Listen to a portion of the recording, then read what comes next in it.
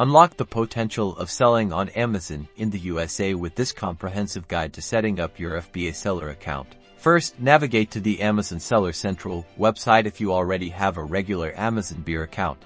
You can use those credentials to log in otherwise. Click on the Learn More About Selling on Amazon button. You'll be prompted to create a new seller account. Click on Sign Up to begin the registration process. This will lead you to the seller account information page. Here, you'll need to provide essential business details. This includes your legal business name, your physical address, and a valid phone number. Ensure all information is accurate and matches your official records.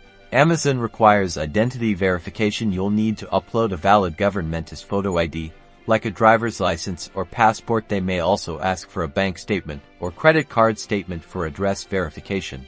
Next, let's set up your payment methods. You'll enter your bank account details where Amazon will deposit your sales revenue. Make sure this information is correct to avoid any delays in receiving your earnings. You'll also need to provide a credit card for potential Amazon fees. This is crucial for account activation and for covering any charges associated with your selling activities. Before proceeding, it's vital to review and agree to Amazon's seller policies and terms of service. This ensures you understand the rules and regulations for selling on the platform.